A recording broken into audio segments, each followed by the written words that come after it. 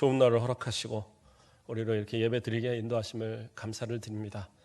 요즘 같아서는 예배 드리는 그 자체가 감사한 것 같아요. 그렇죠? 새벽에도 우리 성도들과 이렇게 같이 예배 드리면 또 예배 드리는 것이 참 감사고, 또 수요일, 주일 오후 또 이렇게 오전 예배 항상 감사한 것 같습니다.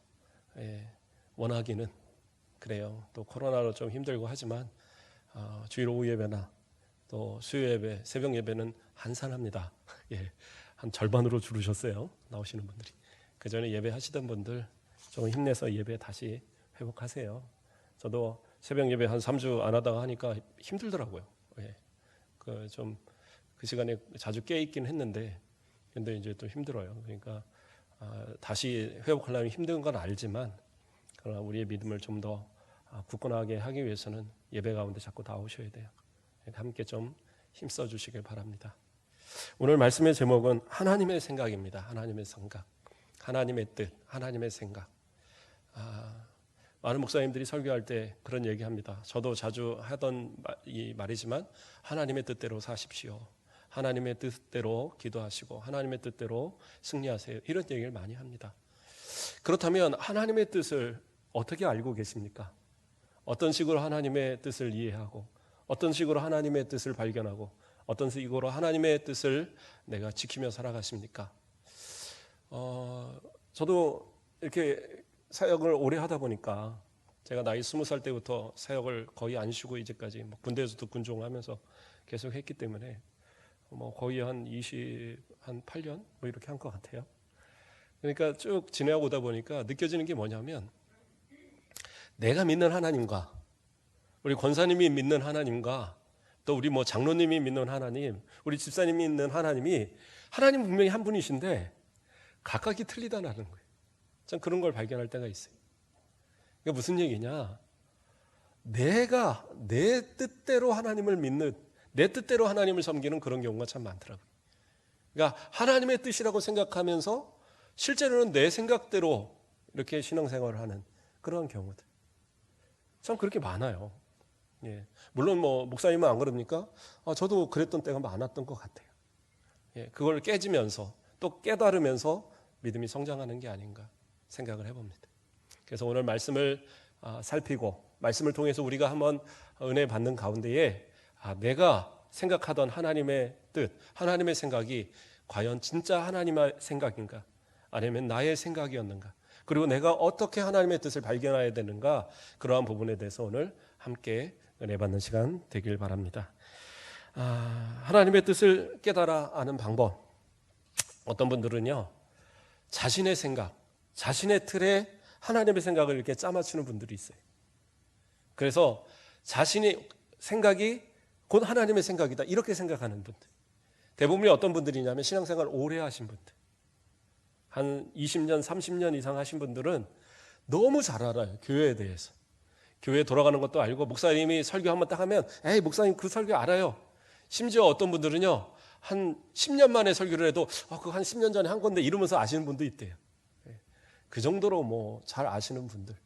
그러다 보니까 하나님의 생각도 내가 하나님의 생각을 다 아는 것처럼, 보통 자녀들이 그러잖아요. 우리 엄마 아빠 우리 엄마 아빠 생각 다 알아. 알긴 뭘 알아요. 그렇죠? 차라리 부모는 자식의 생각을 아는 것 같아요. 저는 참 신기했어요. 어렸을 때 제가 뭔가 사고 치고 있으면 어머니가 어떻게 아시는지, 집에 와서 너 뭔 사고 쳤지 이게 추궁을 하면 이제 다 술술 얘기를 하잖아요. 엄마가 도대체 어떻게 알아? 근데 제가 우리 아이들을 보니까 뭔가 잘못을 한 거 보면 벌써 표정부터가 다르고, 뭔가 이 마음에 찔리는 게 있으면 눈을 마주치는 것보다 틀려요. 그럼 그게 알겠더라고요. 그런 것처럼 부모는 자식의 마음을 알망정 자식들은요 사실은 잘 모르는 것 같아요. 그렇죠? 어떤 그 사람이 결혼을 해서 이제 잔치를 하는데, 옛날엔 집에서 잔치를 많이 했잖아요. 그래서 잔치를 하는데 이제 갈비들을 막 해놨어요. 그래서 이제 갈비를 많이 대접을 하고 열심히 잘 먹는데 그 어머니가 이제 저 한쪽 구석에서 식사를 하시는 거예요. 그런데 보니까 변변치 않는 반찬을 놓고 식사를 하시는 걸 보니까 손님 중에 누가 어머니도 고기 좀 갖다 드리지. 그랬더니 이 아들 하는 얘기가 우리 어머니는 뼈다구만 좋아해요. 나중에 뼈다구만 모아다 드리면 돼요.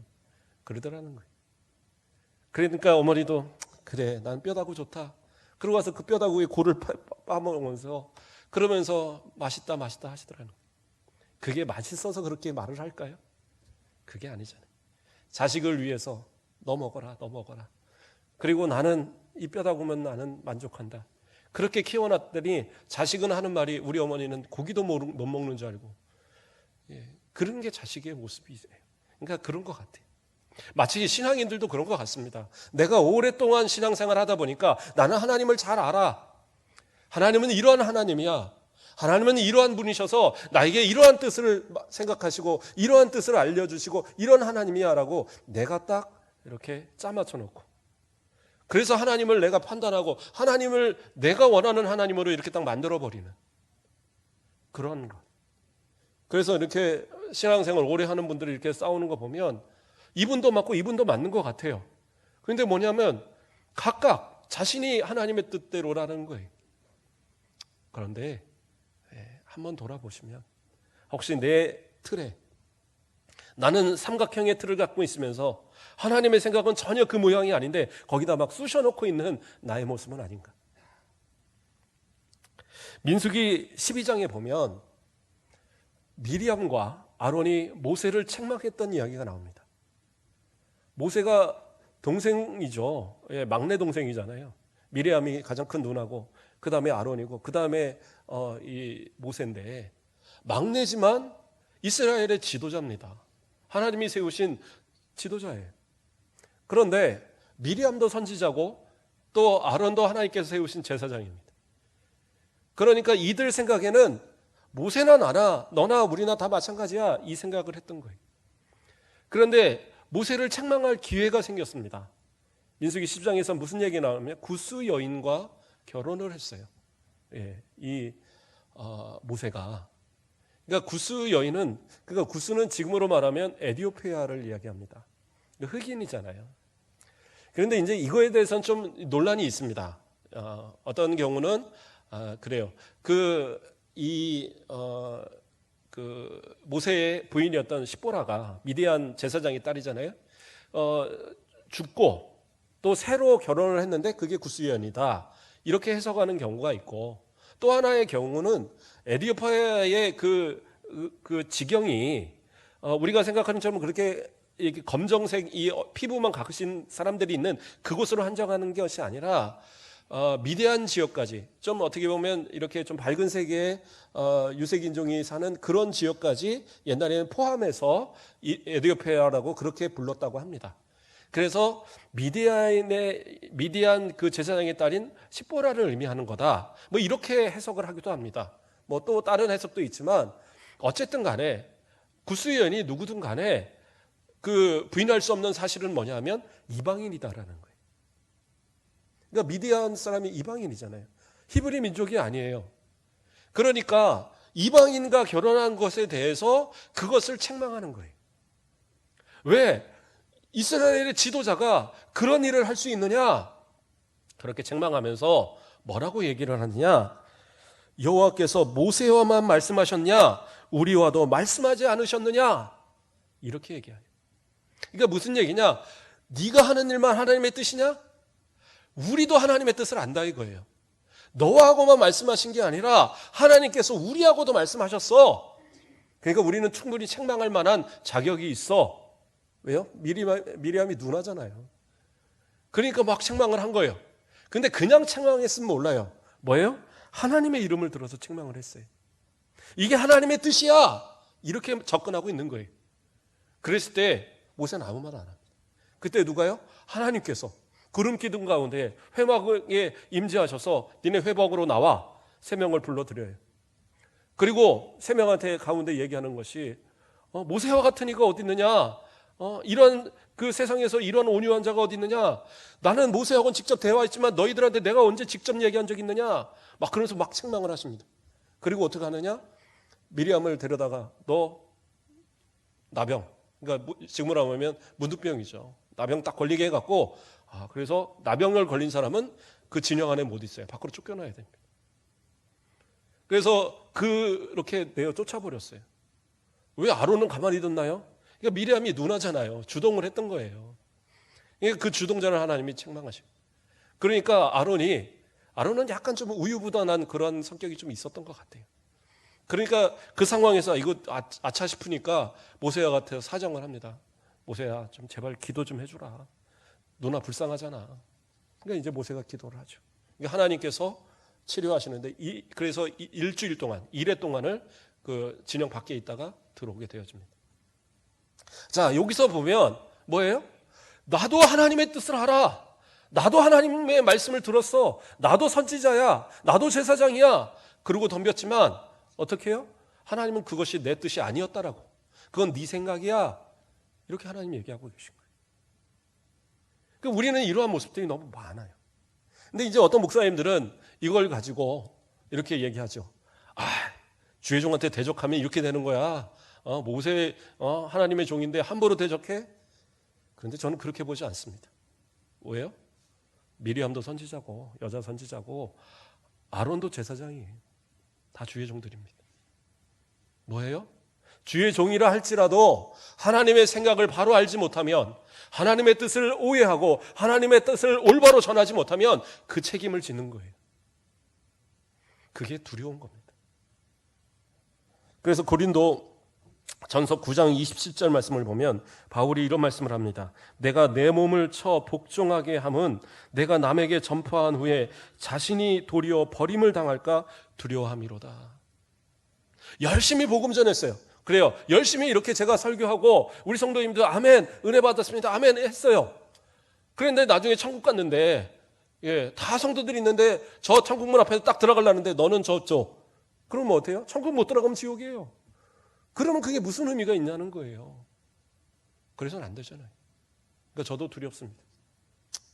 예전에는 설교하면 그냥 우리 성도님들 막 즐겁고 재밌고 막 그러면 끝났었어요. 전도사 때 또 뭐 목사님들도 또 초기 때 뭐 이럴 때는 그랬던 것 같아요. 그래서 막 이렇게 재밌게 하고 나면 그러면 이제 성도님들 은혜 받았어요. 그러면 다 좋은 줄 알았어요. 근데 지금 이렇게 돌아보고 과거에 설교했던 걸 돌아보면 너무 참 무책임한 얘기들도 많이 했구나. 내 생각에 하나님의 생각을 짜맞춰서 그래서 어떻게 하면 성도들의 마음이 뭐 이렇게 좀 감동이 될까? 어떻게 하면 성도들의 마음이 좀 이렇게 은혜를 막 끼칠까? 뭐 이런 생각으로. 근데 지금은 안 그러십니까? 아니 지금도 어쨌든 은혜는 끼쳐야죠.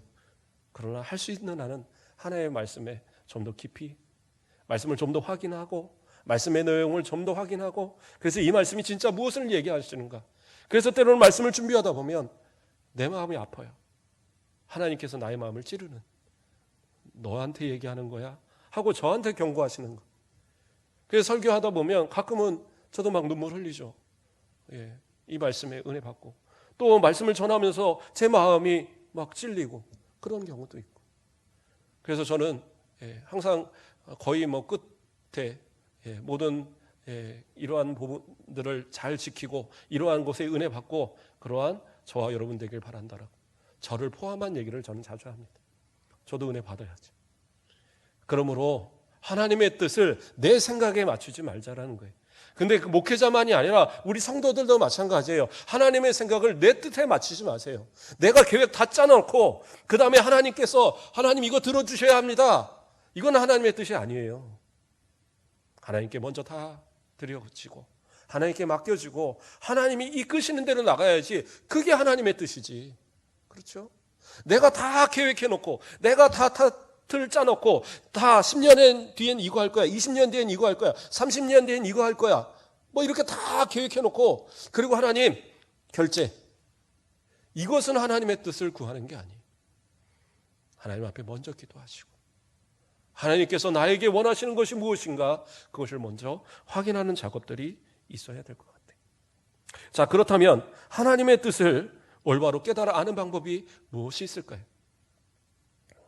디모데후서 3장 15절을 보면 또 어려서부터 성경을 알았나니 성경은 능히 너로 하여금 그리스도 예수 안에 있는 믿음으로 말미암아 구원에 이르는 지혜가 있게 하느니라. 뭐예요? 성경은 능히 구원에 이르는 지혜가 있게 한다. 성경을 통하여 깨닫게 한다라는 거예요. 그러니까 성경을 통해서 우리는 하나님의 뜻을 깨달아 할 수 있는 길이 우리에게 있어요. 그래서 성경이 우리에게 중요합니다. 그래서 성경을 많이 아셔야 돼요. 어떤 분들은 성경을 볼 때에 뭐 그냥 선택적으로 내 마음에 드는 것들 이렇게 막 골라서 드시는 분들이 있어요. 또는 골라서 읽고, 또 기독교 방송도 이렇게 막 틀어 찾아다니면서 어떤 목사님 설교 이렇게 참 좋더라. 근데 가장 좋아하는 건 정무세 목사님 설교 돼야 돼요. 제가 뭐 잘해서가 아니라 우리 목사님 설교가 제일 좋아야지 은혜를 받지. 제일 많이 듣는 거는 담임 목사님 설교인데, 그렇죠? 틀어놓고 딴 설교에 은혜 받고, 그래, 역시 저기 뭐 분당 어느 교회 목사님 진짜 좋아. 그 무슨 의미가 있어요? 그러니까 저하고 자꾸, 그리고 저도 열심히 할 테니까 같이 아멘 아멘 하면서 은혜 받자고요. 어쨌든 말씀을 통해서 하나님의 뜻을 발견해야 되는데, 선택적으로 내가 뭔가를 하려고 하지 마시고 좀 꾸준하게, 처음 신앙생활을 하는 분들은 성경을 읽기가 좀 불편하죠. 그러니까 좀 이렇게 그 쉬운 데를 먼저 읽는 것도 괜찮은데, 그래도 신앙의 연수가 좀 되신 분들은 어려운 부분도 자꾸 읽으세요.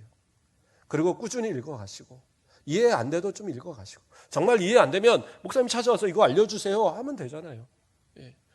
그래도 너무 어려운 거 와서 막 즉답 해주세요. 그럼 저도 막 헷갈릴 수도 있어요.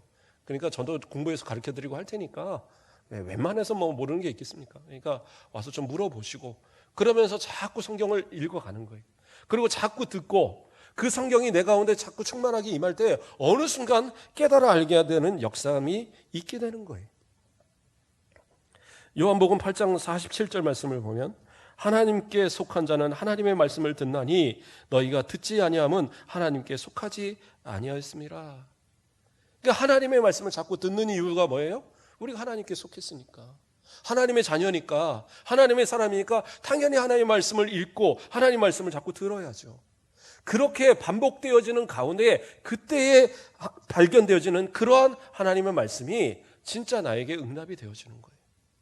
그런데 또 어떤 분들은 좋아요, 하나님의 말씀을 통해서 하나님의 뜻을 알아야 된다고 하니까 이걸 무슨 점치듯이 사용하시는 분들이 있어요, 성경을. 그래서 오늘은 어디를 한번 읽어볼까? 짠? 그래, 오늘은 여기를 읽어야지. 뭐 이런 식으로. 그러니까 바이블 룰렛이라고 하는 건데, 이게 뭐냐? 룰렛이 뭐예요? 그 도박판에 보면, 저도 뭐 거긴 안 들어가 봐서 잘 모르겠습니다. 그런데 그 룰렛이라는 게 이렇게 동그랗게 갖고 뜨르르 굴러가면 거기다 구슬 같은 거 하나 던져갖고, 그래서 뭐 이렇게 번호에 딱 들어가면, 그러면 이제 그 번호대로 뭐 맞추면 돈을 주고 그런 건가 봐요. 근데 마치 그런 것처럼 성경을 그렇게 이해하고 성경을 그렇게 받아들이는 사람들이 있더라는 거예요. 그래서 어떤 분은, 실제로 저는 들었어요. 그런 분들이 있다고. 성경을 딱 들어서 오늘 딱 열어서 그 읽어지는 그 한 장 읽고, 그리고 이제 그 하루를 사신다는 거예요. 이왕이면 그렇게 하지 마시고 힘들어도 차근차근 가십시오. 그래서 우리 전사님 열심히 그 성경 공부해서 올려놓잖아요. 그럼 하나씩 가져가셔서 그냥 차근차근 그렇게 풀어가시면, 그렇게 하시면 이제 돼요. 그러면 한 3년 하면은 한 번씩이라도 읽을 거예요. 자, 어쨌든 그렇게 꾸준히 해가야 되는데 그냥 이렇게 한 번씩 던져서 해보는 거예요. 제가 재밌는 예화가 있어서 하나 찾아봤어요. 어떤 책에서 제가 읽었는데, 그러니까 어떤 사람이 이제 오늘도 좋은 말씀을 내가 봐야지 하고 딱 열었더라는 거예요. 그러니까 마태복음 27장 5절 말씀에 가룟 유대야 얘기가 나오는 거예요. 스스로 목매어 죽은지라. 그러니까 이대로 말씀을 살면 안 되잖아요. 그러니까 오늘 내가 말씀이 아무래도 컨디션이 안 좋았나 보다, 말씀을 다시 골라야지 하고 딱 골라보니까 이번에는 누가복음 10장 28절에 그 부자 청년과 대화의 가운데 뭐라고 나오냐, 일을 행하라, 이 부분이 나오는 거예요. 그러니까 이거 어떡하지? 이거는 뭐 잘못됐어. 그리고 또 다시 열었어요. 그러니까 이번에는 요한복음 13장 27절 말씀이 나왔어요. 요한복음 13장 27절 말씀. 이것도 가룟 유다에게 하시는 얘기거든요. 뭐라고 나왔느냐? 내가 하는 일을 속히 하라. 그러니까 뭐예요? 이런 식으로 하지 말라는 거예요. 성경을 열어갖고 목매달아 죽으리라, 또 이러니까 어서 행하라, 속히 행하라, 이렇게 돼버리면 그럼 진짜 죽어야 되잖아요. 그게 응답이면. 그런 건 없어요. 물론 비상적으로 그런 경우는 있어요. 저도 경험할 때가 있었어요. 저도 무심코 열었던 말씀이 너무 내게 뭐라고 할까요? 가슴을 정말 휘벼파는 아주 그냥 강한 메시지라서 그냥 그 자리에서 엎드려 본 적도 있어요. 하나님 잘못했습니다. 하나님 너무 무서워서. 그런 경험도 있죠. 그러나 그것이 매일 일어난다면 그건 말이 안 되는 거예요. 그러니까 하나님의 말씀을 그런 식으로 오해하지 말라라는 거예요. 그렇죠? 그래서 디모데후서 3장 16절 뭐라고 그래요? 모든 성경은 하나님의 감동으로 된 것으로. 그러니까 모든 성경은 하나님의 감동으로 된 거예요. 그러니까 부분적으로만 나에게 은혜가 되는 것이 아니라 처음부터 끝까지 이 66권이 다 하나님의 감동으로 되었다는 건 뭐냐? 다 내게 주시는 말씀이고 그 안에서 하나님이 내게 주시는 뜻과 하나님의 생각이 우리 가운데 분명히 있다라는 거예요. 그러므로 어느 부분, 어느 한 절만 내가 선택적으로 그것을 하지 마시고 그 말씀을 깊이 처음부터 끝까지 좀 이렇게 새기는 그러한 것이 우리 가운데 중요하다라는 거예요. 이제 그렇게 하나님의 말씀을 찾아가야 되는 거예요. 자, 그렇다면 구약 시대에는 아직 성경이 완성되지 않았었잖아요. 그렇죠? 그러면 목사님 그때는 어떤 것으로 하나님의 뜻을 알았습니까? 그때는 여러 가지 이제 방법들이 있는데 대표적인 것이 제비뽑기. 예. 목사님 그거 좀 요행 아닙니까? 근데 그 당시에는 그러한 것들이 이렇게 있었어요. 그러니까 대표적인 것으로 사울왕을 뽑을 때 어떻게 해요? 각 지파마다 1000명씩을 나오게 하고 그들 가운데 제비 뽑아서 또 베냐민 지파를 뽑히고 그 가운데 제비 뽑아서 또 그 1000명 가운데 뽑고 해가서 누가 뽑혔어요? 사울이 뽑혔어요. 그러니까 하나님께서 그 어떤 사람을 뽑는 하나님의 뜻을 알게 하는 방법으로 제비 뽑기를 사용하는 경우도 분명히 있었습니다. 그러면 그건 요행 아닙니까? 그렇지 않아요. 그 부분을 살펴보면 어떤 부분이 나오냐면 사무엘상 10장에서 17절에서 24절 부분에 그 제비 뽑는 장면이 나오는데 먼저 10장 1절에서 사무엘이 사울한테 이미 기름을 부읍니다. 그러니까 하나님께서는 이미 그 사람을 택하시고 하나님의 뜻은 정해 있고 그 정한 뜻을 모든 백성에게 알게 하기 위해서 제비 뽑기를 했던 것뿐이에요. 그러니까 이게 좀 다르죠. 하나님의 뜻은 이미 정해 있는 거예요. 그것을 통해서 우연히 정해진 것이 하나님의 뜻이구나 이게 아니라 하나님께서 이미 정하신 것을 알게 하기 위해서. 신약 시대에서도 제비 뽑는 경우가 있었어요. 언제 있었습니까? 그 12제자 가운데 하나 가룟 유다가 이제 죽었잖아요. 그래서 그 12명을 채우기 위해서 기도하고 이제 요셉이라는 사람과 마띠아라는 사람을 두고 제비를 뽑았어요. 그때 누가 뽑혔어요? 마띠아가 뽑혔습니다. 그래서 마띠아를 12사도 안에 두고 그리고 그와 함께 사도의 직분을 같이 감당을 했어요. 그런데 어떤 분들은 설교하면서 그런 얘기가 되더라고요. 저도 설교에서 직접 들었던 건데 마띠아는 그렇게 제비 뽑아 그냥 인위적으로 뽑아놓으니까 마띠아는 성경에 그 뒤로 한 번도 안 나오더라. 근데 예수님의 제자들도 성경에 그 뒤로 안 나오는 사람 많아요. 그런 식으로 해석하면 안 됩니다. 그래서 저도 이제 열심히 찾아봤어요. 찾아봤더니 마띠아도요. 열심히 복음을 전하다가 에디오피아까지 가서 복음을 전하다가 그러다가 순교했다라고 나오더라고요. 이제 어떤 문헌에는 예루살렘에서 순교했다라는 얘기도 있는데 어쨌든 공통적으로 나오는 것은 순교했다라고 나와요. 그러니까 하나님께서 세우시는 그런 어떤 방법으로 그렇게 세우신 경우도 분명히 있었어요. 또 구약의 구약에서는 또 제사장들 같은 경우는 어떤 것이 있었습니까? 에봇을 입잖아요. 그 안에 옷 입고 겉에다 에봇을 입는데 그 에봇에 흉패를 답니다. 그 안에는 우림과 둠밈을 넣어요. 근데 이 우림과 둠밈이 사실은 어떤 용도로 쓰이는지 정확하게는 잘 모릅니다. 근데 추정을 할 수 있는 것은 뭐냐면 하나님의 뜻을 물을 때에 항상 에봇을 사용을 합니다. 그래서 다윗이 그 어떤 것을 물을 때에 그 전쟁에 대해서 물을 때에 그 아비아달을 불러다가 아비아달로 에봇을 갖고 오게 하거든요. 그리고 그 에봇을 가지고 하나님 앞에 기도할 때 하나님이 응답을 하셔요. 그런 내용이 쭉 나옵니다. 그러면 하나님께서 직접적으로 그 에봇을 가지고 이 다윗에게 이렇다 말씀으로 하셨을까요? 근데 그렇지 않아요. 그건 뭐냐면 그 학자들이 얘기할 때 우림은 이 하얀 돌, 이 둠밈은 검은 돌이 이렇게라고 얘기를 해요. 그래서 두 돌이 들어가 있으면 그 중에서 이게 맞다 아니다, 예스 노를 이렇게 두고 기도하고 하나씩 뽑는 거예요. 그러면 하나님께서 맞다고 하시면 예스고 아니다 하면 노인 거예요. 이제 그것이 그 당시에는 하나님의 뜻을 아는, 그리고 그것을 통해서 제사장이 이렇게 해석을 했던, 물론 이제 다른 주장도 있어요. 다른 주장도 있는데 제가 볼 때 가장 맞는 말이 이건 것 같아요. 그래서 어쨌든 그러한 방법으로 이제 사용을 하게 됩니다. 이것도 하나의 제비뽑기죠, 결국에는. 그런데 이것이 예수님께서 부활하시고 또 이후에 성경이 완성된 이후에는 더 이상 이러한 방법이 나타나지 않아요. 그러니까 성경에서 제비뽑기로서 사람을 뽑거나 한 것은 그 마띠아를 뽑은 게 마지막이에요.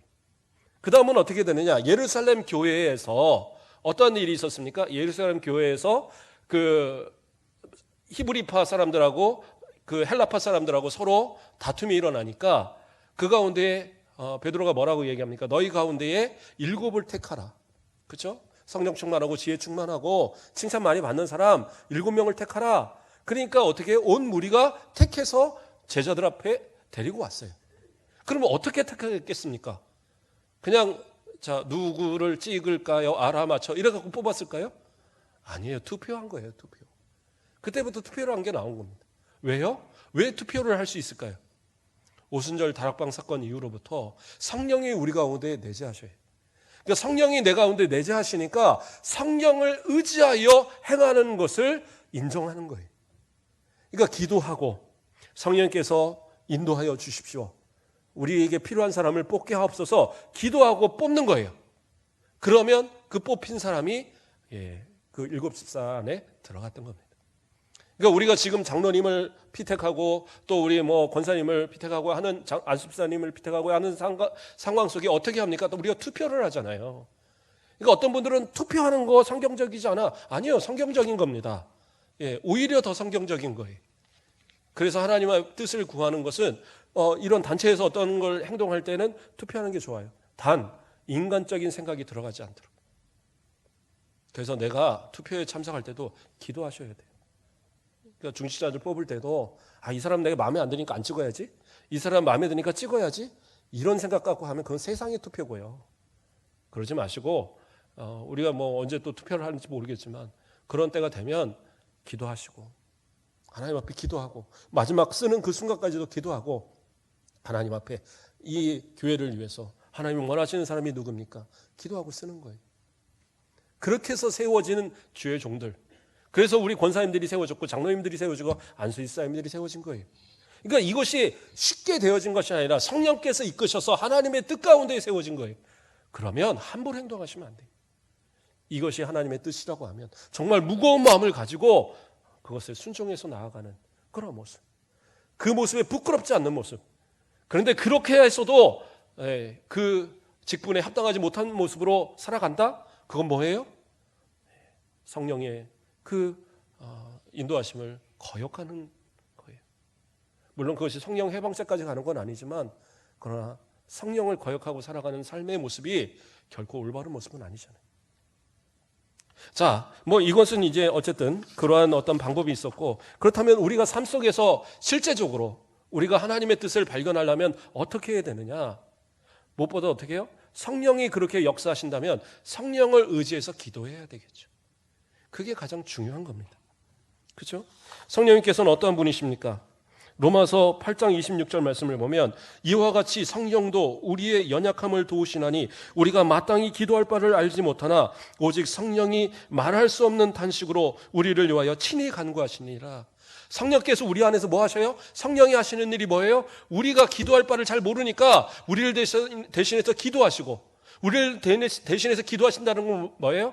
우리로 기도에 대한 것을, 다시 말해서 하나님이 원하시는 기도가 무엇인가를 깨달아 알게 하신다는 거예요. 그것을 깨달아 아니까 그 다음에 어떻게 해요? 고린도전서 2장 10절 말씀을 보니까 오직 하나님의 성령으로 이것을 우리에게 보이셨으니 성령은 모든 것 곧 하나님의 깊은 것까지도 통달하시느니라. 하나님의 깊은 것, 다시 말해서 하나님의 생각, 하나님의 뜻을 통달하시는 그 성령께서 하나님의 뜻을 우리로 깨닫게 역사하시는 그 역사가 있다는 거예요. 어떻게 할 때? 기도할 때. 그래서 기도는 중요한 겁니다. 그러니까 기도하셔야 돼요. 기도. 목사님 저 기도했는데 잘 안 되던데요. 예전에 제가 주일학교 아이들을 가르칠 때 어떤 아이가 그러더라고요. 저는 하나님 잘 못 믿을 것 같아요. 그래서 왜? 그랬더니 제가 기도했는데 하나님이 안 들어주셨어요. 뭘 기도했는데, 그러니까 그 당시에는 핸드폰을 아이들한테 많이 사주지 않을 때입니다. 그러니까 엄마가 핸드폰 사달라고 그렇게 내가 기도를 했는데 그걸 안 사주더라는 거예요. 그래, 난 하나님 못 믿겠대요. 야, 참. 그런데 아이들만의 얘기입니까? 우리도 마찬가지. 내 기도의 제목 딱 정해놓고 하나님 이거 들어주셔야 돼요. 이거 하셔야 돼요. 이거 하셔야 돼요. 근데 안 들어주시면 어떻게 해요? 에이, 하나님 없으신가? 하나님 나 미워하시는가? 하나님 나 신경도 안 쓰시는가? 이런 생각 갖는단 말이에요. 그렇지 않아요. 하나님 우리의 모든 것을 다 아시고 성령께서 우리 가운데 다 아셔서 우리의 필요한 것들로 기도하게 하시는 거예요. 그러니까 우리는 뭔가를 딱 정해놓고, 그렇죠? 앞서서 처음에 얘기했던 것처럼 내 생각 딱 정해놓고 거기다가 딱 하나님의 생각 딱 맞춰갖고 하려고 하지 마시고 하나님께 먼저 맡겨보는 거예요. 아굴의 잠언 있잖아요. 잠언 30장에 보면 잠언이 다 솔로몬이 진 건 아니에요. 30장은 아굴이라는 사람이 졌는데 아굴이 그러한 고백을 합니다. 잠언 30장 8절을 보면 곧 헛된 것과 거짓말을 내게서 멀리하옵시고 나를 가난하게도 마시옵고 부하게도 마시옵고 오직 필요한 양식으로 나를 먹이시옵소서. 뭐라고 기도를 합니까? 나를 부자가 되게 해주세요. 그렇게 기도 안 해요. 너무 부자도 아니고 너무 가난해도 아니고 그냥 적당하게 일용할 양식만 주세요. 왜요? 내가 하나님의 뜻에서 어긋난 삶을 살지 않기 위해서 그런 거예요. 돈이 많으면 이것 때문에 돈이 하나님 돼서 하나님 저버릴까 봐. 내가 너무 가난하면 또 이 돈 때문에 내가 하나님 앞에 죄질까 봐. 그러니까 가난하도 말고 부하게도 말고 그냥 먹을 양식, 일용할 양식 그것만 주세요. 왜요? 하나님의 뜻대로 그 응답대로 살기를 소망하는 그러한 기도인 거예요. 우리도 좀 그러한 기도로 살자고요. 하나님 좀 큰 집 주세요. 하나님 큰 차 주세요. 하나님 내 아들 저기 서울대 가게 해주세요. 내 아들 저 떵떵거리는 그런 어떤 좋은 그런 어떤 직장 들어가게 해주세요. 이런 기도보다도 하나님이 잘 믿는 내 신앙 저버리지 않을 만큼만 주십시오. 일용할 양식 주십시오. 하나님 내 자녀들이 신앙에서 벗어나지 않도록 그 정도만, 너무 많은 것 가지려도 하지 말고 너무 많이 배우려도 하지 말고 너무 많은 것으로 뭔가를 얻으려고도 하지 말고 하나님 앞에 신앙 지킬 수 있을 만큼만 잘 지켜가게 해달라고 그렇게 기도해 보세요. 그래서 하나님이 쓰시고자 하면 서울대도 보내는 거고, 쓰시고자 하시면 좋은 직장도 보내는 거고, 쓰시고자 하시면 주의종도 만드시는 거고, 그렇지 않겠어요? 그래서 내가 하나님 앞에 좀 열려있는 마음, 그래서 열려있는 기도, 그런 기도가 사실은 더 필요한 기도가 아니겠습니까? 시편 40편 1절을 보면 다윗이 이런 기도를 합니다. 내가 여호와를 기다리고 기다렸더니 귀를 기울이사 나의 부르짖음을 들으셨도다. 뭐라고 얘기해요? 나의 부르짖음을 들으셨는데, 응답을 하셨는데, 하나님의 생각을 주셨는데, 하나님의 뜻이 무엇인가를 알게 하셨는데 어떻게 해요? 기다리고 기다렸더니. 기다렸다가 아니라 기다리고 기다렸다. 이건 뭐예요? 아주 오랜 시간 기다렸다라는 거예요. 이것이 1년인지 2년인지 3년인지 10년인지 어쨌든 오랜 시간 동안 기다렸어요. 기다리고 기다렸더니 그때 하나님이 응답하셨다라는 거예요. 그런데 그 응답을 어떻게 내가 받았는지 확인할 수 있어요? 쭉 내려가서 7절 말씀에 그때 내가 말하기를 내가 왔나이다. 나를 가리켜 기록한 것이 두루마리 책에 있나이다. 뭐예요? 하나님의 말씀에 있더라는 거예요. 그러니까 기다리고 기다렸더니, 그리고 하나님의 말씀을 읽고 하나님의 말씀을 듣고 하나님의 말씀을 이렇게 상고하는 가운데에 그때의 하나님의 뜻을 깨달아 알았다라는 거예요. 그러니까 어떻게 해요? 기도와 하나님의 말씀이 같이 가야 되는 거예요. 그랬을 때에 내가 요행을 통해서 하나님의 뜻을 발견하는 게 아니라 기도하는 가운데 하나님 말씀을 보고 읽는 가운데 어느 순간 어느 말씀에 하나님이 내게 응답을 주실지 몰라요. 또 주의 종의 설교도 마찬가지. 저는 설교하고 나면 저희 아내한테 이제 가끔 결제를 맡아요. 오늘 설교 잘했나? 그러면 어느 날은 여보 너무 은혜 받았어 하는데 어느 날은 표정이 다를 때가 있어요. 왜 그랬지? 왜 내 얘기를 했을까? 막 이러고 이제 그럴 때도 있어요. 그런 때가 있는데 어느 날인가 제가 예전에 있던 교회 설교를 하는데 그날 정말 괜찮았거든요. 제 생각에. 그랬는데 저희 아내가 좀 더 열심히 준비를 하시지 그랬어요. 막 이러는 거예요. 그러니까 좀 시리에 빠져 있는데 어느 집사님이 저를 오더니, 젊은 집사님이, 목사님, 이번 설교에 저 정말 은혜 받았어요. 저 정말 이제까지 목사님 설교 들은 거 다 좋았지만 이번이 최고 좋았어요. 뭐 이러는 거예요. 그러니까 원래 그런 얘기 잘 하시는 분이 아닌데 부담스러울 정도로. 그래서 내가 아내한테 가서 나 좋다고 했어. 그랬더니 취향이 어떻게 맞았나 보지. 그런데 그게 응답인 거예요. 목사님 설교가 그날 죽을 수도 있죠. 제 설교가 오늘도 어떤 분은 목사님 설교 왜 이렇게 죽을 쓰나 이럴 수도 있잖아요. 그러나 어떤 분은 이 속에서 하나님의 응답을 받는다는 거예요. 내가 기다려왔는데 조금만 더 기다리면 되겠구나. 하나님이 곧 말씀을 응답하시겠구나. 깨닫게 올 때가 있단 말이에요. 그 응답이 어느 때 임할지 모르지만 기도하고 말씀을 읽는 사람은 결국엔 하나님이 그 응답으로 채워주신다라는 거예요. 그런데 중요한 이야기가 있습니다. 오늘 읽었던 처음의 본문, 그건데 8절 9절을 보면 다시 제가 읽어드립니다. 이는 내 생각이 너희의 생각과 다르며 내 길은 너희의 길과 다름이라. 여호와의 말씀이니라. 이는 하늘이 땅보다 높음 같이 내 길은 너희의 길보다 높으며 내 생각은 너희의 생각보다 높으니라. 이게 무슨 얘기예요? 내가 원하는 그 응답과 하나님이 주시는 응답이 다를 수 있다는 거예요. 나는 이것을 구했고 이것 아니면 안 되고 이것이 꼭 있어야 되고 꼭 이렇게 돼야 되는데 하나님은 그것이 아니야, 이것이 아니야 하고 거부하실 때도 있다는 거예요. 그리고 전혀 다른 길을 이야기할 때도 있고, 고난이 이제 끝났는가 보다 했는데 아니야, 또 다른 고난이 있어. 하나님이 또 고난을 허락하시는 경우도 있더라는 거예요. 제가 참 감명 깊게 들었던 예화가 하나 있어요. 그 폴란드에 있는 아우슈비츠 그 수용소, 나치 수용소 있잖아요. 유태인들을 가장 많이 학살했던 그곳. 연합군이 그곳을 쳐들어갔을 때에, 그래서 이제 그곳을 다 정비하고 다 구출을 하고 하는 그 가운데에 그 감옥의 한쪽 그 벽 구석에 써 있는 그 가사가 이렇게, 그러니까 뭐 글귀가 있던 거예요. 하늘을 두루마리 삼고 바다를 먹물 삼아도 한없는 하나님의 사랑 다 기록할 수 없겠네. 그러니까 이 가사가 거기에 딱 써 있다라는 거예요. 이게 이제 유대인들의 랍비들이 자주 이렇게 고백하는 그런 글귀라고 하더라고요. 근데 그것을 거기에 누군가가 적어 놓은 거예요. 죽음의 위기 속에서 도대체 하나님 언제 구원하시렵니까? 그래요. 유태인들, 예수님을 모르는 사람들이지만 가보셨어요? 그렇죠. 저보다 나으시네요. 예. 그러한 곳에 그 길을 쓰는 이 사람의 모습, 예수님을 모르는 그들이지만 그래도 하나님을 향한 신앙이 있는 그들이 하나님을 향해서 고백하는 고백이, 우리는 구원을 받은 하나님의 자녀들이잖아요.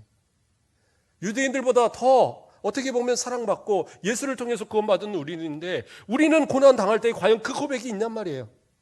그 죽음의 위기, 그 고난의 위기, 하나님이 내게 원하시는 그 뜻이 지금 이 고난을 당하는 건데, 언제 끝날지 모르는 이 고난 속에서 그 고백이, 하나님 저 하늘을 두루마기 삼고 바다를 먹물 삼아도 하나님의 그 사랑 다 기록할 수 없다라고 고백하는 그 감사의 고백이, 그 사랑의 고백이 과연 우리의 고백이 될 수 있느냐?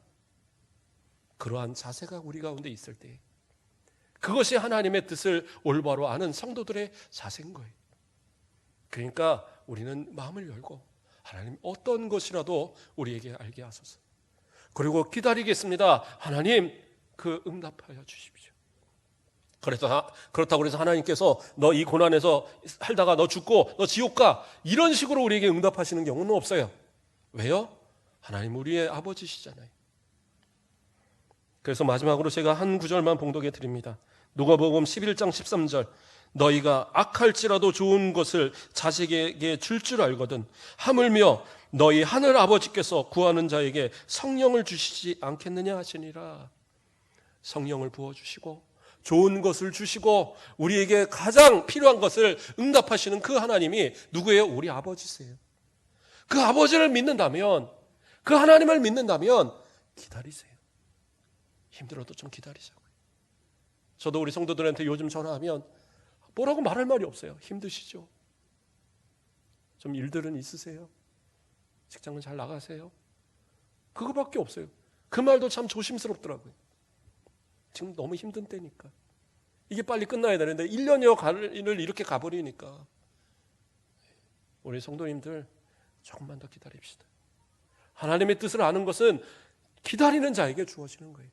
기다리고 기다렸더니 어떻게 해요? 그 부르짖음에 응답하셨어요. 그리고 말씀을 읽고 듣는 일에 우리 힘써서 행하십시오. 그래서 그 말씀을 통해서 내가 어느 순간 하나님의 응답을 통해서 이것이 하나님의 뜻이었구나. 어느 순간 내가 기도한 것을 이루시는 하나님을 발견할 거예요. 제가 가장 최근에 하나 깨달은 게 있었어요. 제가 한 27년 전에 기도했던 거를 하나님의 응답이었구나. 그걸 제가 27년 만에 깨달았어요.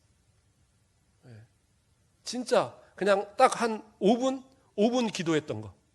그게 딱 생각이 나더라고요. 야, 이렇게까지 이끌어줬구나. 하나님의 역사는요, 결코 그냥 넘어가지 않으세요. 우리가 기도한 거 하나님 다 들으시고 하나님께서 그때에 필요한 것들을 공급하시고 우리로 알게 하실 때에 하나님 앞에 감사할 수밖에 없도록 이끌어 주십니다. 그 은혜로 우리 오늘도 승리하시고 한 주간 승리하시고 또 날마다의 삶이 승리의 삶 살아가시는 하나님의 생각으로 응답으로 살아가시는 저와 여러분 되시길 주님의 이름으로 축복합니다. 사랑의 하나님 감사를 드립니다. 오늘도 주님의 사랑하심으로 우리를 이끌어 주시고 하나님의 말씀을 들을 수 있는 귀를 허락하심을 감사를 드립니다. 이제까지 기다려온 우리 성도들의 간구, 이제까지 참아오고 인내해온 이 모든 과정 속에 끝까지 우리의 인내가 승리하게 하시고 주님 말씀하실 때에 아멘으로 감사로 받고 그 말씀 따라 또 이 삶을 승리해가는 우리 성도들 되도록 인도하여 주시옵소서. 구하는 자에게 가장 좋은 것 성령으로 채워주시겠다 약속하신 그 말씀대로 우리의 모든 삶이 주님의 주시는 것으로 채워지는 복된 삶 누릴 수 있도록 인도하여 주시옵소서. 감사합니다. 예수 그리스도의 이름으로 기도드립니다. 아멘.